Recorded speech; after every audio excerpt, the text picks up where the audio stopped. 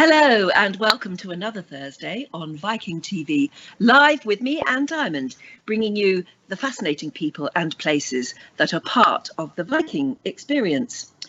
Now, we in British TV and film do love a good period drama. And the great thing about shooting an historic movie in Britain is the fact that, we have so many authentic locations. Many of the oldest and most characterful buildings and places are still there for you to see, even from before medieval times. So it's a dream job for a location scout. So today, I'm sort of acting as one for you. I'm transporting you to one of the very best locations on the planet. It's been the backdrop of choice for many of the television and film world's most famous productions. The epic Stanley Kubrick movie Barry Lyndon, starring Ryan O'Neill. It was shot there. And if you're a fan of Agatha Christie's Poirot, and I've watched them all, you no doubt will recognise it as the house in The Mysterious Affair at Styles, starring, as you can see there, David Suchet. That's the house behind him. How about the utterly brilliant Wolf Hall, starring Mark Rylance as Thomas Cromwell? And Eddie Redmayne also spent some time there whilst filming Tess of the D'Urbervilles. And that's just a few huge productions to name. But if you've ever watched Poldark, aired on the BBC here in the UK and Europe, and PBS, sponsored by Viking Cruises in the USA, then you will be so familiar, won't you, with the hero, Ross Poldark, played by the actor Aidan Turner. Hero picture, quite. Quite apart from his formidable acting talent and a stunning storyline, he became notorious and made the programme even more famous for his shirtless scenes. He became very, very famous. It was in all of the newspapers, a real shirt ripper of a movie. He later confessed that some of those pecs, were enhanced by body makeup. We forgive you, Aidan. There he is being made up. Well, the storyline had it that his country seat was in Cornwall, deep down on the southernmost tip of England. Well, that's how the original book told the story. But here's a revelation for you. If you want to see Poldark's country home, you can, but you won't be going to Cornwall. Instead, you'll travel to the wonderful Cotswolds in the Midlands, almost just between where Princess Anne lives and Highgrove, Prince Charles's organic country estate in glorious rural Gloucestershire. It's a real beauty spot. Fantastic rolling green acres, but also, of course, easily reached from London, so it's got it all. You have a wonderful gathering of villages with tiny houses and small treasured communities, and then large, impressive country houses, which, of course, in the olden days were staffed by the people from those very small villages and communities. Now, those days are over. It's not so easy to keep one of those enormous country houses going. And that is, of course, why so many sell them off, maybe to the National Trust, or they open them up to the public and they become favourites for movie locations and weddings and corporate events, and, of course, to cultural visits from holidaymakers and travellers from Viking Cruises and from all over the world. Sumptuous, isn't it? So that is where I'm going to transport you now, to the magnificent Tudor country house, which is actually called Chavenage, built during the reign of Queen Elizabeth I. And it's only ever been owned by two families since that. And it's the home now of the Lowsley-Williams family since 1891. So please let me welcome to you, live from Chavenage, Caroline and George Lowsley-Williams. Welcome, it's lovely to see you. Hello, Anne. Hello, Anne. How are you both? Well, it's quite hot. I know, don't complain. We get For a change. Days like this. Make the most of them when they happen. Absolutely. So where are you at the moment? Are you in the main house, or are you in one of the other sort of houses on the estate? We're in a building which used to be the woodshed, but is now my office. And it makes a very good office, and I've got George here, but I've also got my dog here too, so that might appear at any moment. Absolutely. Well, I found that in all of these sort of live streams we're doing all over, we're linking into people's houses all over the world. The family dog, seems to always insist on playing a part. So don't worry about that. Right. It's scratching away now. I'll show you mine is scratching away somewhere as well. How has lockdown been for you? Has it been utterly quiet and a bit devastating to business? Well, the nice thing about it, we've kind of reclaimed our house for a change, which is, something we haven't had for a very long time. We have a kind of meal outside now, which is rather fun on a Sunday. So we've been enjoying that. But it is very, very quiet and actually rather missing everyone. The business side, I mean, it fell off a cliff. Once lockdown was announced, that was the end of everything. We haven't had any financial gain of people coming since that time. Can you remember how you felt when you first heard that announcement that this country was extraordinarily going to go into total lockdown? What did you feel? Well, I felt like going into a kind of war situation, except in the wartime, at least you get together and have a kind of friendly social. I mean, now you can't really do anything. We had our own little bubble here. We kind of kept to ourselves. But of course, as I said in the introduction there, keeping a beautiful country house going in the 21st century, when you can't have an army of servants, it's difficult, it's tough. And as you said, Caroline, there, from a business point of view, how did you even think you were going to keep going? Well, that is the endless, we've been lucky, as you said in the introduction, at getting a few location fees. We used to be very much more in the wedding market. The weddings have changed. You never seem to get rid of them. The length of weddings have changed. When we first started doing weddings, people came back, had a reception, and then they went away at 7 o'clock. Now they seem to want to stay on into, we do call a time at midnight. And then Try to, yeah. And then you have the demon drink, getting hold of people. And many a time, I've got them into my own car and driven them away just to get rid of people. No. Yeah, I mean, weddings have been chaotic and a mixed blessing. But they are obviously certain houses have done weddings. Brides' mothers are quite interesting, aren't they? Yeah. I mean, everyone else has to deal with one bride's mother. I deal with about 30 a year. Why are brides' mothers so interesting? Well, because they ring up about 3 months ahead, I mean, in a normal year, and ask what the weather's going to be like on August 2nd and things. And how do I know any more than they do? They also, since the technology, if you don't answer an email within a minute, they think you're dead and the house is blown up, and where are they going to have the reception? They ask, what colour are your chairs? I say, our chairs haven't changed for 100 years. We thought you might have changed them. But nothing changes at Chavenage. Tell us about Chavenage. I mean, we've seen some beautiful aerial shots there, and it does look absolutely magnificent. But what sort of a place is it? I said it was built in Elizabethan times, wasn't it? It was built in 1576. But when you say what's it like, the main thing, it's a nice, fun house. It's got a great atmosphere. It likes people, definitely. It likes having a lot of action going on. I think the house itself is feeling a bit miserable all by itself, no one going around it. And it's a very enjoyable place to live.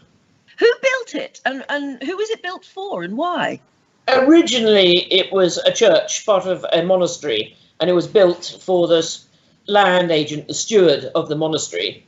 And then obviously that went on well until the time Henry VIII, who decided to get rid of most of his monasteries.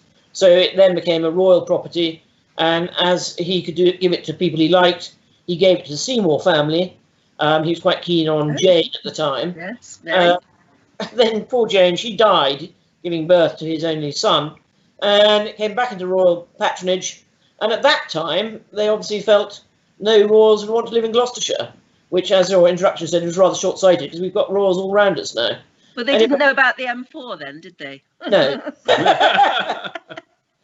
Exactly. So it really does go back a long way. And of course, one of your rooms is called Oliver Cromwell's bedroom. So he obviously came to stay at some point. Absolutely. it was from the sort of religious times. It was then bought by a big family called Stevens, and that room is Cromwell's room. It's got the nice thing about it. It's got lovely Mortlake tapestries in it. Early Mortlake tapestry. They were Huguenots, came over having been persecuted on the continent, settled in the borough of Mortlake near London, and produced these wonderful tapestries. And we've got one of them. And those tapestries were up on the wall before Cromwell came to stay in 1648.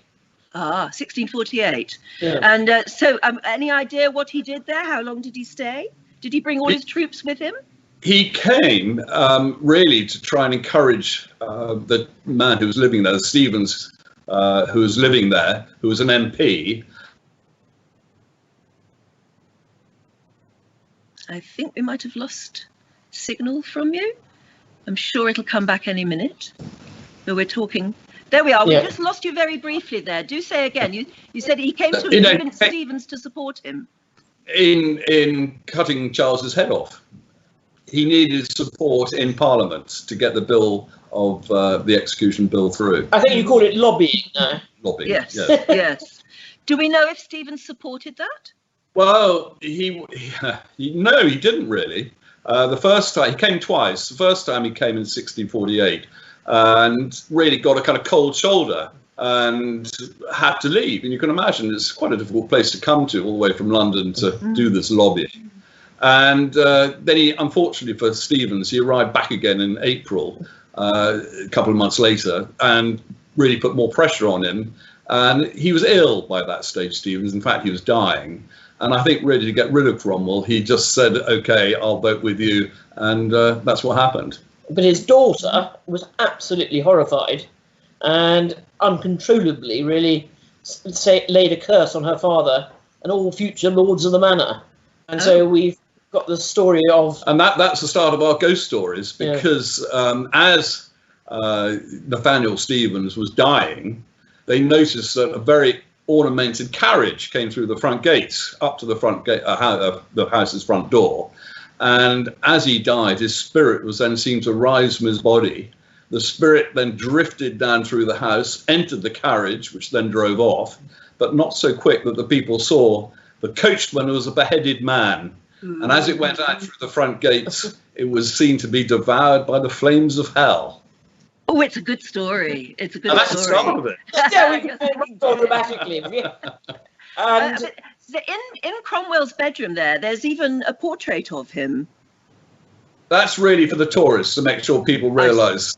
My father bought it because he was so many times talking about Cromwell and suddenly realised quite a lot of, especially some of the foreign guests who come here, really don't know who Cromwell is. So at least you can point to the picture of him. it is a copy of Lely's picture of Cromwell. Warts and all. Warts and all. And he was the first sitter who actually said, "Paint me as you see me." Up to that stage, the sort of portraits, especially royal portraits, they'd sort of stylise them a bit.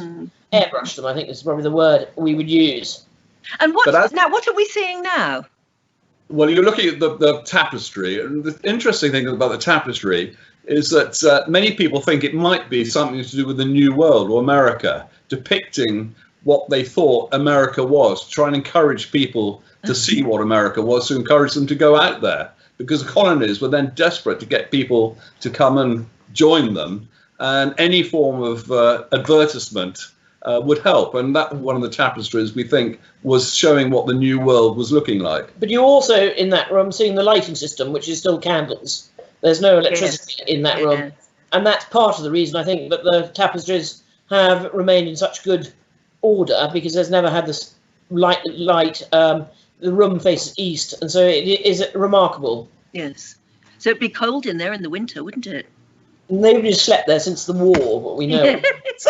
I think that's why they had tapestries. There's another bit of lining to keep the insulation in. So to keep the heat in, you put tapestries up as well as not very much light and not very much heat. Yes, I can imagine in the winter it gets cold. Yeah. There's very little heating.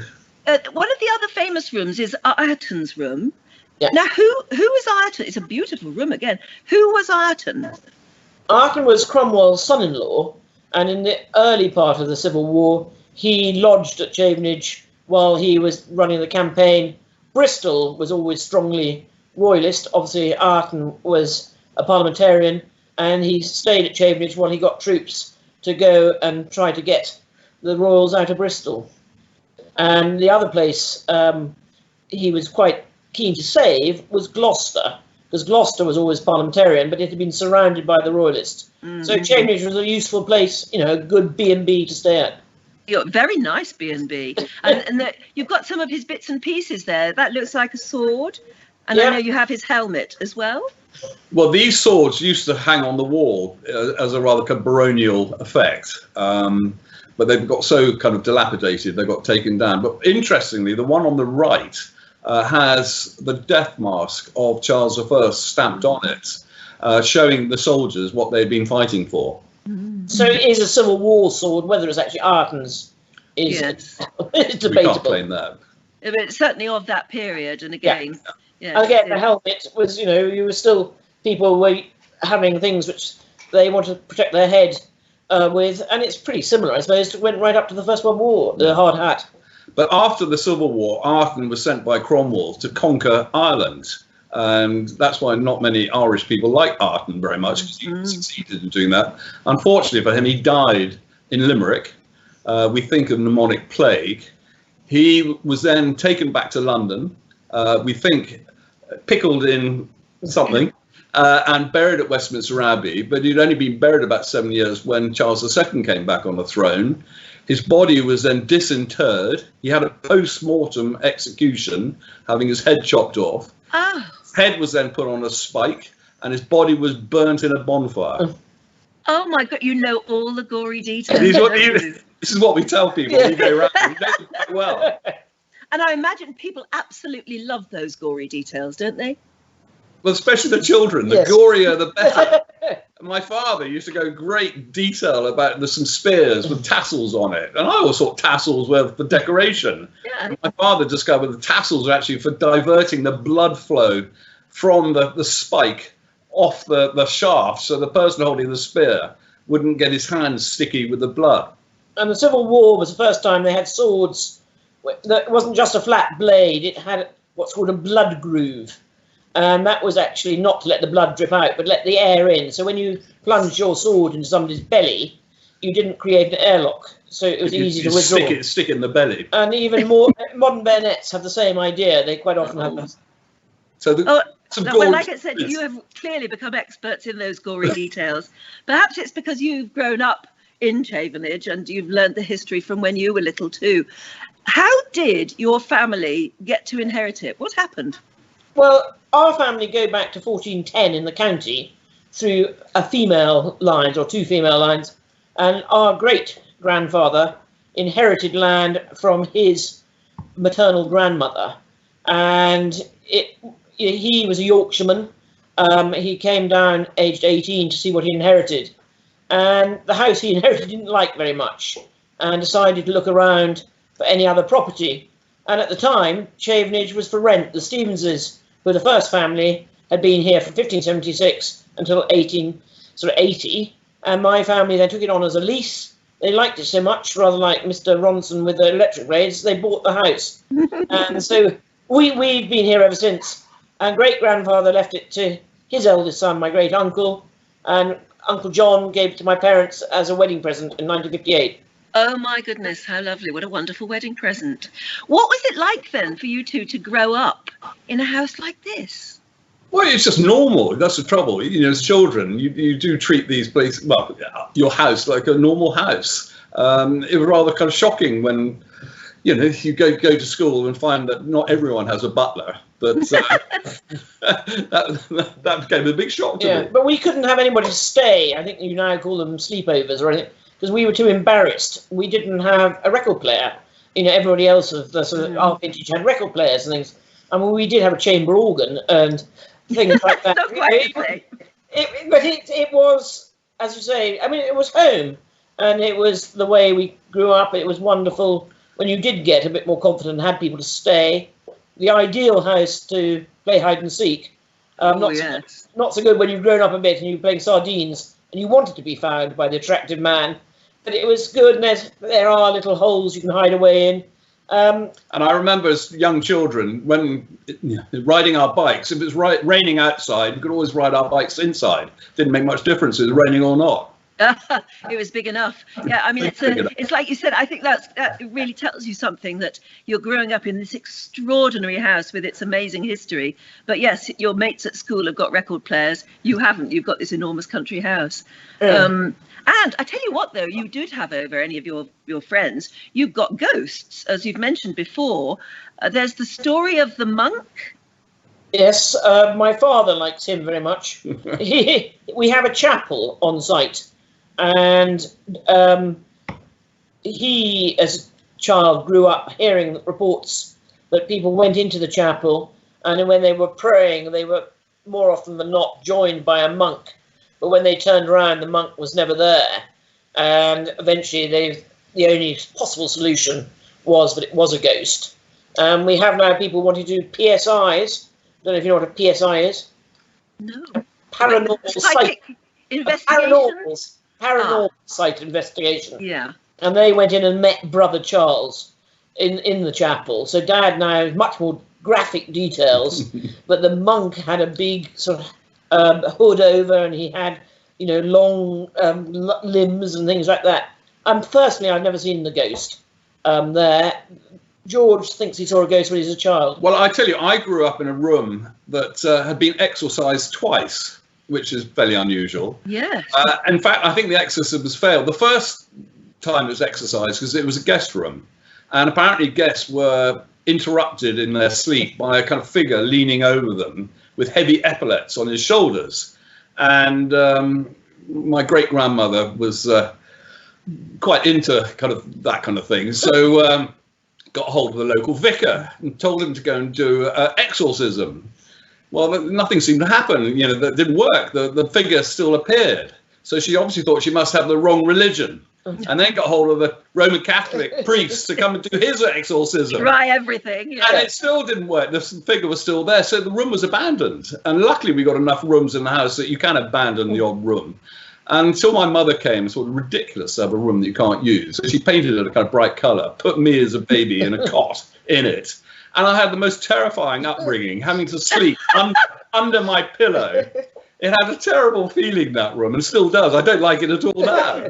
Yeah. Luckily, I'm not sleeping in it anymore. Does it not tempt you to look into, I mean, I don't know whether you can look further into the history of that room or something that might have happened? Well, the strange thing about it, my room was in the kind of Victorian extension. So the one room that really shouldn't have had too many things with epaulets on him. But it was interesting because when we did have these rather, I'm not to say they're weirdos, but these paranormal, so they come with Ouija boards and their slow cameras, and we wanted to really show the rooms. We wanted to show them and let them stay till midnight.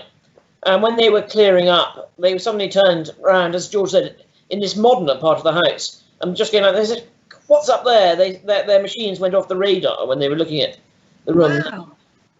Wow. But whether it was right or wrong, we did get quite a reading. And I've had a friend who stayed in that room, and he said he was absolutely terrified. Oh, well, I mean, I'd love to come and see you, but I'm not staying the night then. My first ghost experience, and the only time I can actually say I think I saw a ghost, was when I was extremely young and camping with my best friend at the time on the lawn, which is 5 yards from the house. Yeah. Woke up, because you do when you're very young, in a tent because it gets very light very early, and we kind of peered out in the kind of misty morning, and in the other side of the lawn I could see a man on a horse with a very wide brimmed hat, very dark figure, and I mean, not something you would expect to see at 4 o'clock in the morning. So we kind of shot back into our tent, zipped our sleeping bags up, and had to wait for someone to come and get us. So we were the best behaved tenting children ever. Wasn't there a grey lady, or is that one of the ghosts you might have already mentioned? Yeah, no, she appears in the garden as well. Opposite us, well, a mile away, is a Norman castle called Beverston, and that during the English Civil War was owned by the Berkeley family, who were strong royalists. Chavenage, as we mentioned earlier. Yeah, Chavenage was at least trying to pretend to be against the king. Sorry. We're back with you. Sorry, we lost you That's slightly me. there. They besieged Beverston from Chavenage, and Beverston held out with a very gallant garrison commander, but he did have a slight vice. He was rather keen on young girls or young ladies, and he developed a relationship with a girl at Chavenage. And when there was no sort of fighting to be done, he wanted to see his girlfriend, and he wanted her to signal to him when that was the all clear. We have a little window where you can put a candle in it, and it can be seen from Beverston Castle. So Chavenage is famous for being the first red light district that's in the area. No, but anyway, They got caught. They got caught. They put the candle in the window. Oglethorpe, the name of the garrison commander, went out to meet his girlfriend, but met his end. He was dragged back and hung from his own ramparts. Oh. And sadly, the girl took her own life shortly afterwards, and it's her ghost we see. Oh, that's sad. Oh, well, I suppose there are, I mean, in any place that old, and the scene of so many famous visitors, even from that time, you're always going to have these terribly sad stories as well. Although you're chuckling in the back there, George, they're obviously good for business too. Yes. They're good things too. I mean, we found in the cellar, some 1840 port not so long ago. Great celebration, we were going to drink it. It actually wasn't very nice, but I mean, that sort of thing is always exciting. We like to think we're drinking history. It doesn't taste very nice, but we still drink it. Exactly. It is a bit old, that one, isn't it? Very And old. to more modern times, visits from more modern, if you like, royalty. Queen Mary came to visit. Now, what was that all about? Queen Mary, the grandmother of our present Queen, was moved from London to avoid the Blitz, and spent her sort of wartime at Badminton House. Badminton House, a famous big stately home near us, the home of the Dukes of Beaufort. And she really set about, which she had done in the First World War, sort of uplifting people's spirits. But one of her main things was collecting metal for the war effort. And that caused a huge drama, because you'd drive around the county and see metal left at the ends of each people's drives. And she'd load it up, or get her chauffeur to load up, take it back to Badminton, only to discover they were churns. And so then the Duke's chauffeur had to go around delivering all the churns and things back to them. They were churns left out from deliveries of milk. Correct. But she she was a wouldn't great know cat. that, maybe. She didn't just pick up the metal. She had a slight. She was a bit of a kleptomaniac, apparently. And my great grandmother was terrified every time she came. She might steal some of the china. Yeah. So they always had the worst china laid out, especially for the Queen. Yeah, due to the war effort, they were eating with the servants of China, that sort of thing. Oh, my goodness. Oh, But she did goodness. come, and she planted a tree in the garden, and it was the sort of, she was, I think, a tremendous lady. Oh, absolutely. Oh, she certainly made sure you knew she was, didn't she? And I think possibly Maggie Smith sort of modelled her character in Downton on her. On Queen Mary, I'm sure. What's the telegram? You've got a telegram. Is it from her or about her? We got a telegram from her congratulating my great-grandmother on her son's safe return from Dunkirk. Oh, that's obviously, a nice thing to get. Yes, that's lovely. That is lovely. So you've got the telegram there and Queen Mary visiting. In more modern times, you've got a big family and you're all there, aren't you? I think we've got a picture of several of you at least. I can't get everybody. Who is everybody there? My parents are still here. My sisters are still here. My son's just moved into a cottage, and my daughter's now, who was, I thought, gone to Cheltenham, seems to be coming back again. So the whole family seems to be around us, which we love, and the dogs. Yes, and the dogs, always the dogs. It's particularly good at the moment because you are there, the Lowsley-Williams bubble, as it were, keeping each other going, and you've got to keep that legacy going even through these hard times. Over the years, have you found it a burden or a vocation? Ooh, that's caused another brief stop, I think, in the internet. A burden or a vocation to keep that sort of place and that sort of legacy going in the 21st century?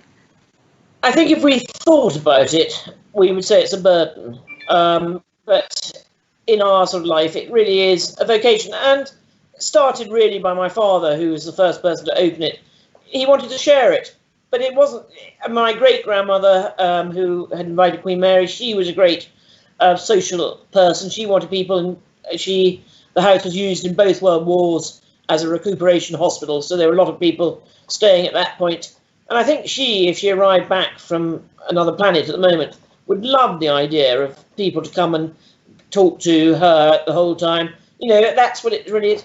And I think most of our visitors do comment it is a lovely family place. When they're met by somebody, it's probably dad outside, they come in and there's my mother taking their money, and then it's George and I doing the guiding, and then if they have something to eat, it's cooked by my sister.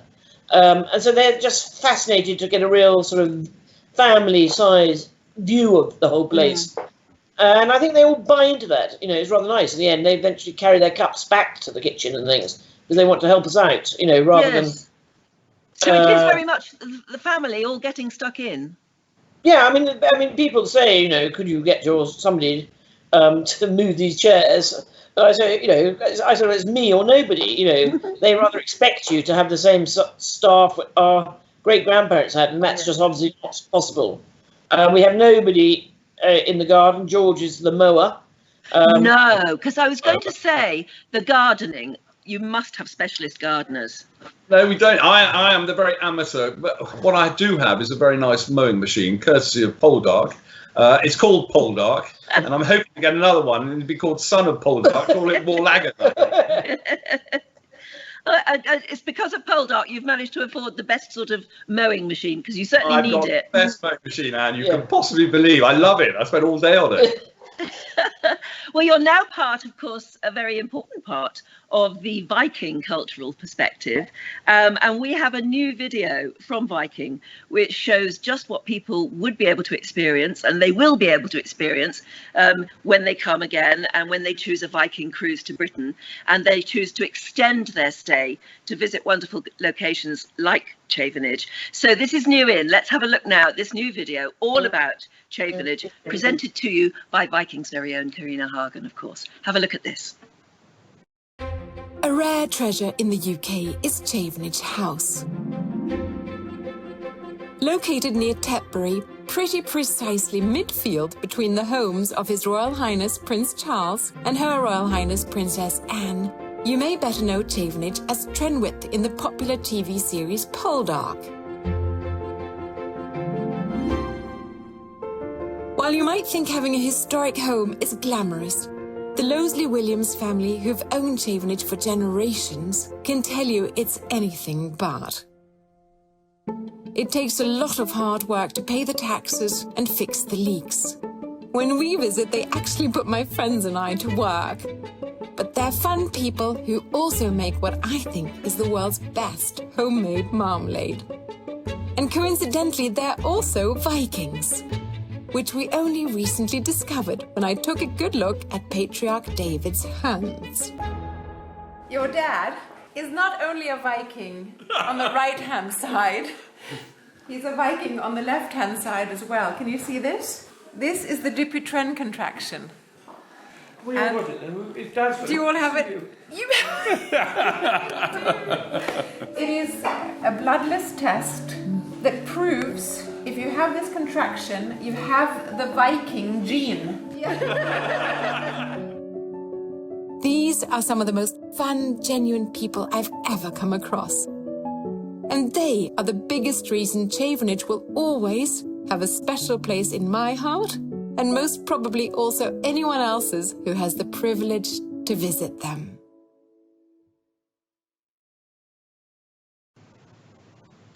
That was lovely, and I think you really do get an impression from just that short video about what sort of a family you are and what a family business it really is.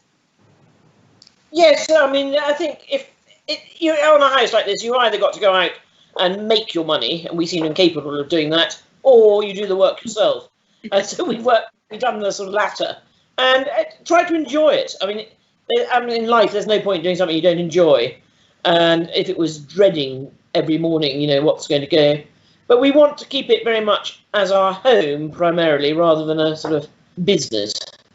Well, I think that's what's interesting about it, isn't it? To anyone from abroad, particularly, who I imagine they imagine you're insanely rich because you've got look at the place you've got, and they won't really quite understand. I suppose they don't understand the whole English aristocracy thing, which so many aristocrats have these wonderful, amazing country piles, but not much liquid money. Do they imagine you to be very rich, and what do they want you to tell them about mostly? What are they mostly interested in? Well, they say, where did you go to school?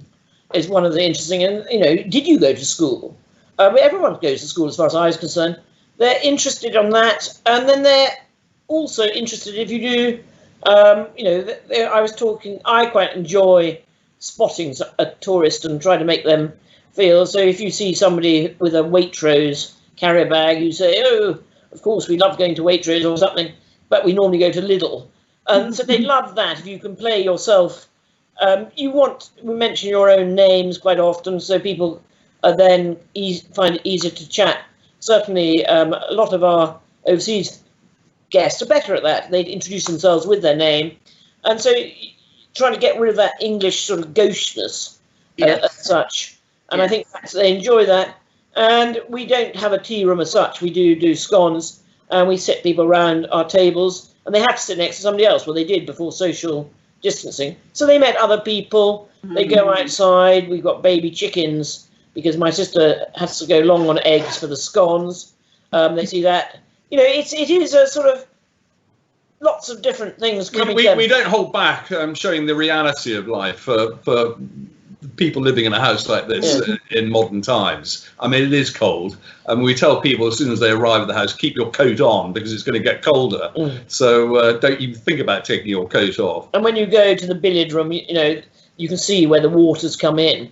And I mean, we'd love to get that sorted, but problems are now tens of thousands of pounds, if not hundreds of thousands of pounds, doing anything with the roof or anything like that.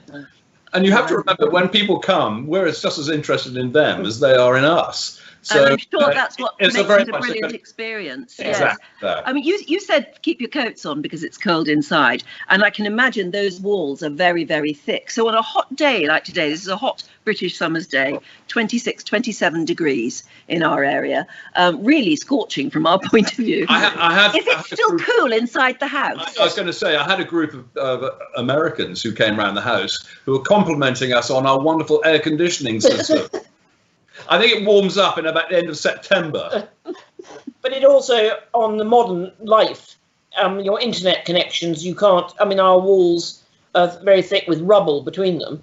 Yes. And so you get this person saying, "Oh, our router can work," but you can't go from one room to another because it is thick over. Yes. The staircase is 1400s. It's a circular spiral staircase. It is all stone. And so when people say, "I'm going to lay a carpet," they're slightly surprised when they can't get a nail in. And things like that, you just don't think of. No. But it is very much a house rather than a castle. We haven't got that. And what's, again, nice is because you've got quite a lot of space, you never throw anything away, which sometimes are our own detriment, really. Yes. The attic, we found a whole box of old light bulbs. Dead light bulbs as such, but somebody thought they might be useful. You never know. Maybe they will one day. But there are, amongst the rubbish, there's a lot of very useful and interesting stuff. We found a case full of the interior designs of Windsor Castle that Geoffrey Wyatville had designed for George the Fourth. And that's what, if you go to Windsor Castle, you'll see the designs that are pictures depicted. Yeah. And they used them when they did after the restoration, after the fire at Windsor, and by which when we found them in the early 70s, they were sold, and they're now in the Royal Collection, and they were then able to get the exact, and people going around Windsor, and hopefully lots of people will, when it all reopens, and will actually notice, but probably Windsor is better post-fire than pre-fire. Yes, funnily enough. It's gone back to the Georgian design rather than the Victoriana effect. And Chavenage played a part in that, really, just because of some of the things that were kept. Makes me frightened to throw away anything, really, doesn't it? No, we're dead. Don't throw away anything. But not help. My father's put a huge, great model railway set in many of the rooms of the attic. It expanded. It started off in one room, and is now about 6 rooms up in the attic. Now that I have to come and see, because model railways are my thing. Oh, well. Got a model railway right behind me. You can't see it here, but it's there. So tell me about the film crews, though, because obviously you've become such a favourite for the location scouts. But, you know, you're having to hand your beautiful family house over to people who can be very disruptive. So is it fun or is it awful to have a film crew around? We love it for many reasons. I think it basically starts because they give very good breakfasts, and they normally invite us to join them for breakfast. And we also, I mean, financial gain obviously is good, but you are dealing with professionals. And having been a lot of weddings first, when you're dealing with non-professionals, Yes. it is easier. That's my father with Eddie Redmayne. When he Now, was that's an interesting photograph, just to stop you, isn't it? Because both of them are old Etonians. correct. Yeah. Yeah. So they had quite a lot in common, which They you might did. not have thought about. They could talk about, we call them terms, and Etonians call them hearths. They have a sort of separate language. But it was when, you know, before Eddie got his Oscar. So, and we also had Mark Rylance with us at Chavenage before he got his Oscar. Yes. So if you want to be a success, you come to Chavenage and you win an Oscar. Of course. That's a very good sales point. And that's Ben Miles, who is in Lark Rise to Candleford, which was a yes. BBC Sunday night drama. It also had Dawn French in it. And then there's Poldark. No, it's fun. You have to lay down a few laws. No film crew, and you'll know from your world, can go more than 10 feet from a coffee station. True. And we don't let them take drinks into the house. And so they eat outside. Then they throw their biscuits to the chickens. Our chickens are sort of free range. And of course, then they come and say, could you get rid of the chickens? I mean, you know, as if we can immediately train our chickens to go away. Now, what's that? Sorry to interrupt you, but what's that? I'm the farmer of the family, and this was my slurry store, which became a site for a First World War. No, that was the quarry, wasn't it? Yeah. The quarry. It became a quarry for a scene. I think filming, again, you know, I mean, I now done enough of it, but when the location manager scout comes and says what they want, you can almost tell them what they want. Yes. What you've got. And they wanted this big scene, but they wanted somewhere where they could get all their equipment. Hard standing. So on a slurry store, when you sweep out slurry, you then push it on the concrete and then it goes into a pit. And so it seemed ideal. But I hadn't quite realised they had actors pretending to be dead in that. And they're called sporting artistes now, I think. In the old days, they call them extras. Yes. And they seem to, when they're filming near here, Bristol, they get them from Wales.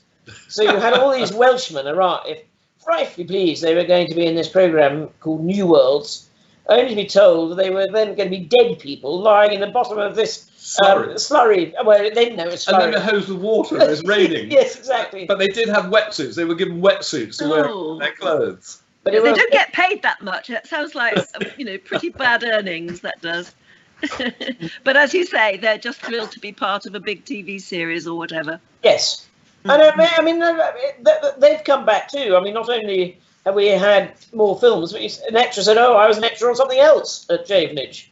And fun things, we had a programme when they wanted to have a deer. I mean, I didn't realise until I've now got more experience.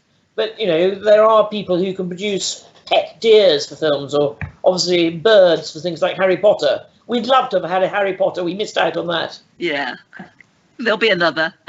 There seem to be so many. I'm sure they'll come. And of course, I mean, there have been Poldark obviously has been. I mean, your place is synonymous with Poldark at the moment, and that seems to go on as well.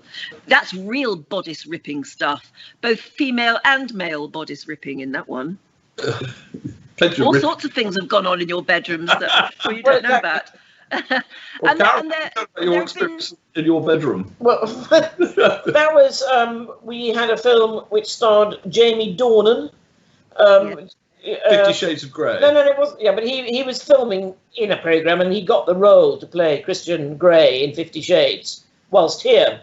and that was moving on from a TV production into a film. And in film, you have to have a medical before for insurance purposes. Yeah. And the reason Jamie had got the role was prior to being an actor, he was a model for underpants. And so everything was in very good order as such. But for medical purposes, they wanted to check it. And so they came to me and said, is there anywhere quite private at Chavenage where the doctor could do the business with Jamie? And I said, well, yes, we've got plenty of bedrooms, but my family, your dog, my family just we don't have locks on. Ah. So did you have to post somebody at the door to make sure nobody could get in? Bit difficult if you've got a doctor examining Jamie Dornan's private parts. Sorry, in a total private room. So I couldn't think of anywhere. Suddenly I had a light bulb moment and said, oh, well, you could use my cottage. I live in the laundry cottage. I showed them, I said, go up the stairs, turn left, turn right, that's my bedroom. So I have now got a strap line. I've had Christian Grey on my bed, being fully examined. I do have to add, not by me. I think that deserves a plaque. Thank you very much. Yeah, he was. Yeah. And certainly its whole page in your guidebook, I would have thought. Yeah. There are also some poignant stories as well. And actually, talking about your guidebook, there are some photographs in your guidebook of airmen. I think it was during World War I. Airmen who crashed locally. We had some land compulsory purchase off us in 1916, which became an aerodrome, and in fact became where the Royal Australian Air Force was created. Number 1 Squadron, who were the training squadron for the Royal Australian Air Force, took it over. And my family, who were here at the time, were very friendly with them. And this picture you're seeing now is an Australian who was trying to land in the field next to the house, coming for a cup of tea. Unfortunately, got it a bit wrong and ended up in the tree.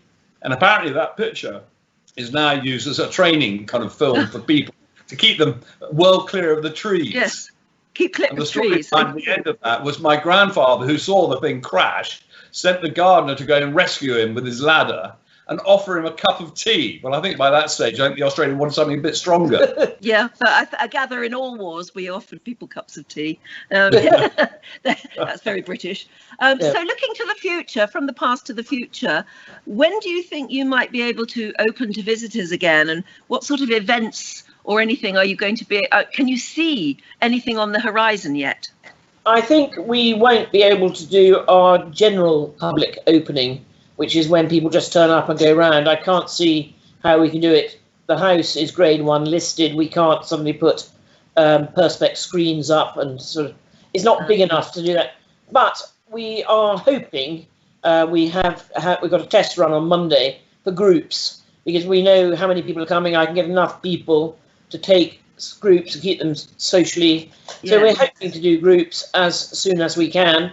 And we had a small post-wedding party last Saturday of 30 people. And then an amazing woman we've got in August, it's going to be her 90th birthday. Oh. And the whole family said, well, can't we delay it to next year? She said, I'm not going to be 90 next year, I'll be 91. Yeah, it's not the same. So she's determined to do it. Again, we'll have people on different tables and things like that. We've got that. There is the talk of another TV production. I can't say what it is at the moment. We've got that, and even things like Netflix looking for woods. So it's not just the house. It could be, as George said, the farm buildings behind the things. So we hope we can get that, and we're lucky that our area, as you said, is a sort of honeypot for filming. The big studios are around the M25, around London, and then Bristol has become a centre of sort of excellence. And so we've got that, and really whatever we can else do. I mean, my sister... Well, all the film companies are going to get going as soon as they possibly can. So many productions have been put on hold, but they're so anxious to get filming that once things are all right for them, I'm sure they'll be knocking at your door or ringing your bell. In the meantime, we've had some lovely questions coming in. Oh, here we are. Now, this is a good one because we just noticed the dog was, as my dog was playing a part a minute ago. Debbie Turner from Atlanta in Georgia, hi there, Debbie, says, do your dogs always stay with you? Yes. But I never leaves me. I mean, she does sleep in my bedroom, not on the bed, but she is in the bedroom. How many dogs are there, and what sort of dogs are they? Well, we got Labradors. You saw them earlier, but I've got a spaniel who actually won't perform. Won't perform now. No, they never will when you want them to. There we go. Yeah. So I have a spaniel, but they also love the visitors, especially if you've got children. They'll go and lie down and play with the children. Yeah. Yes, and it's part of the whole country house, family country house idea, isn't it? Deborah Gilbert from Beverley, hi there, Deborah, says, are there any horses on the property? If so, how many and what kind? Are you into horses? We are. We're very close to the the horse world is all round us. The badminton 3-day event, and a lot of people doing dressage and riding. And we've just produced a foal. Yeah, we've got a foal. I should have sent a photograph of the foal. I'm afraid I haven't done that. We had a lockdown foal. Lovely. It was going to be called Corona, but we decided that virus. That was a bit. So we've called it. It's got a little star, so we called it Asterix rather than Asterisk, which is a Greek for little star. Yes, I like that. That's lovely. Bob Howe from Mission Viejo says, how far are you from London? And so if we go to London, how can we reach you? I reckon we're 101 miles from the centre of London. The easiest way, the train is direct Paddington down to Kemble, which is only about 8 miles away. Kemble's the station for Cirencester.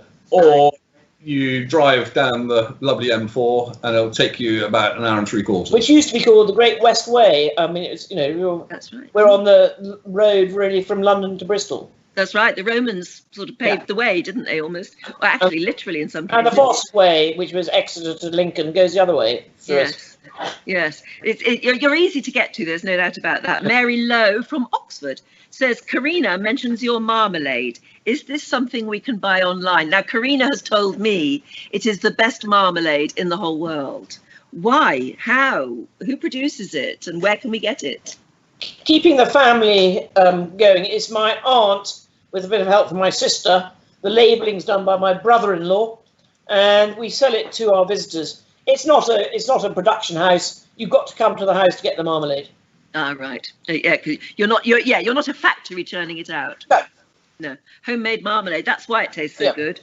Linda Johnson from Roanoke in Virginia says, did you actually meet Aidan Turner? And if so, what was he like? Yes, I met him lots. We met him lots of times. The stars used to use my cottage as their green room. So I saw him in all sorts of states of undress, which is lovely. And you got to know them very well. But of course, they were quite sort of deferential, is that the right word? Yeah. To us. Thinking, and we were deferential to them. We were sort of But we had them for 5 series, so we got to know them really quite well. Yeah. The only slight downside was obviously they're at work. So, when they're working, they're having to concentrate hard. But as you know, and there's a lot of spare time in between filming. So the people we really got to know were the extras, who did spend a lot of time standing around. So we got to see them a lot. And we always had lunch with the crew. So that's another good time to meet them. But the friends, I mean, long-term friends, which are both cast and crew from various productions we've had. And I think, that is part of the reason we've had a lot of filming, because they all sort of bought into the atmosphere of the image. Were you ever tempted to ask to be an extra yourselves? My mother became an extra in one of the very old, do you remember Play of the Month series in the 70s? Well, it was a dance scene, and she was wearing a rather kind of big dress, and just when everything was going really well, her shoe came off in the middle of the dance, and she couldn't find the shoe because this dress was taking up. So we've always been rather warned to keep away from doing that kind of thing. But we have done bits. I was asked, we had a programme called Bone Kickers, which actually had Hugh Bonneville and Mark Lester in it, and they said, oh, could you play a role? And I said, absolutely delighted. And at that time, Chavenage was an old people's home. Nothing against old people's home, but I suddenly thought they wanted me to be an incumbent of the old people's home, but luckily I was just a visitor. And Donna Dare from Belleville says, are there one or two really antique treasures that you love to point out to people? Yes, I mean, if people don't hurry us along, the tour could go about 3 hours. We point out masses of things. But as I say, mainly my parents. You know, there's ancient. No, we've got a lot of stuff we show off, and you know, you have to come and see it. Yes. Well, clearly, it's a very personal experience for you and your visitors, and I guess that's what you pride yourself in. Yeah. Well, they're not just visitors; we treat them as guests, and that's why my father did it. So it's very much they're guests when they're here. Yeah. Well, I must say we've had some lovely questions from people watching from all over the world, which just shows how many people are just dying to come and see you in person when we can. We're looking forward to seeing them. Yes. I know. I mean, and nobody quite knows when it's going to happen, but we will when we can. George has painted the gates in lockdown, so they're now shiny gates. Yes, good. Glad. Well, absolutely. Well, it has been a time for doing all of the work that you said you always would do and somehow never quite got round to. Absolutely, yeah. A lot of painting. Yeah. But for the moment, can I just say, unless there's anything you want to ask us or pass on anything to anyone watching, it's just been so lovely to meet you. I just wish we could have met in person. I really do. Well, come sometime, Anne. We'll give you a tour around. Yeah. I will come. I want to taste the marmalade. And as I say, even if you ask me to stay the night, I might not. But I would absolutely love to see it. It is the most beautiful place, and you must be so proud of it. Thank you. No, it is lovely. It's lovely to share it with other people. Yes, I'll bet it is. Yeah. And I hope you can do soon.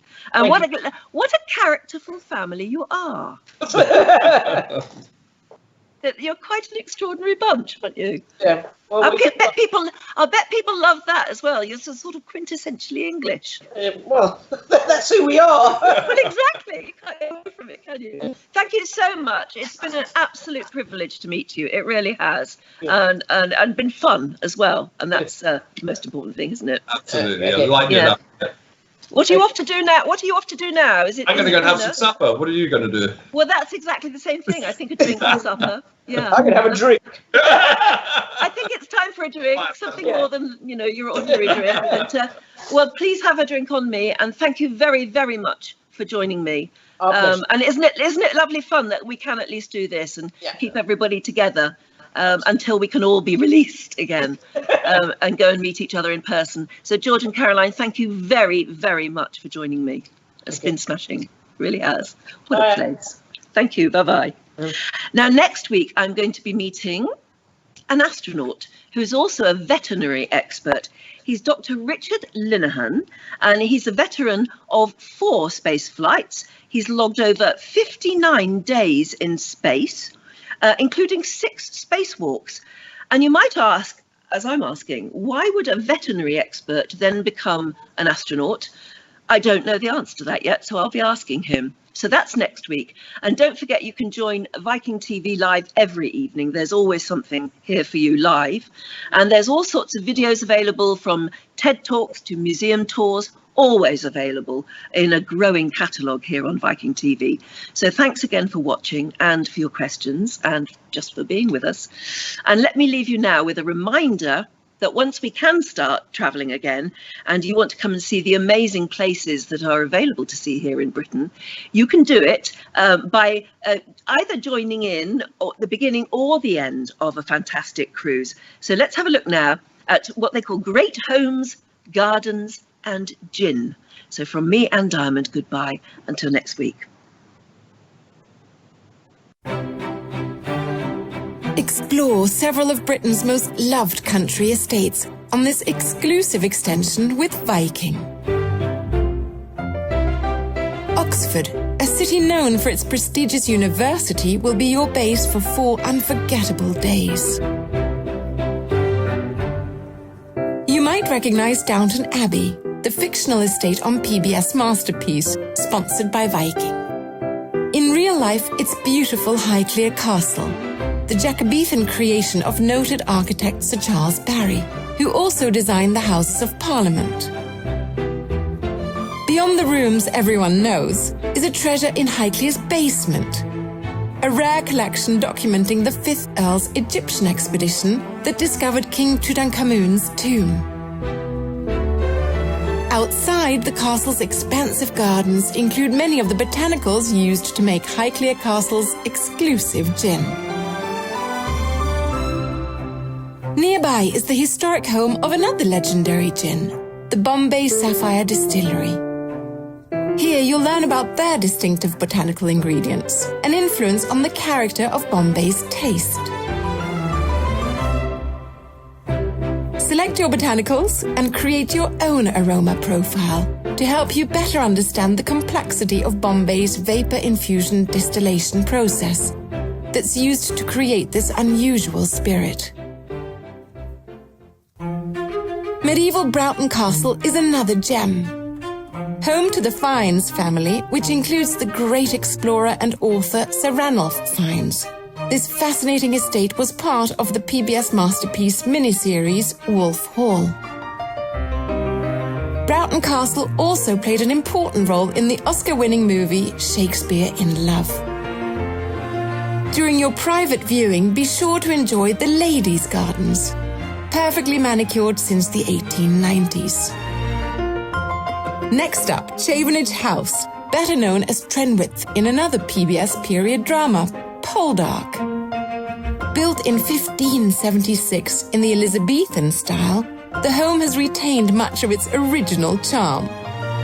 You'll be warmly welcomed by friendly family members who'll share tales of the home's storied past. And if you're lucky, enjoy some of their delicious homemade marmalade. But as you explore, keep an eye out, because some say Chavenage is haunted. Then it's on to the gardens of Highgrove House, the private home of their Royal Highnesses the Prince of Wales and the Duchess of Cornwall. This Georgian home, nestled in the Cotswolds, is relatively new, built in the 18th century. Its idyllic gardens are what truly sets the home apart. A haven created by His Royal Highness, who once stated, "My aim has always been to try and enhance the setting of the house in the landscape, and above all, to please the eye, warm the heart, and feed the soul."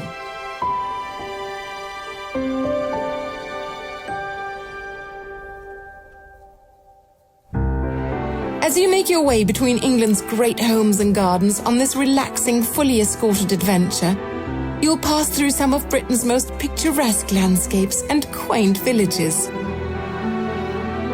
before returning each evening to the comfort of your elegant hotel, tucked away in the heart of historic Oxford. Our UK Great Homes Gardens and Gin extension has been thoughtfully curated to provide an unparalleled window into the lives and responsibilities of the British nobility. And with Viking's privileged access, you'll experience these delightful country homes in a way most never will. It's a great way to extend your travels with Viking.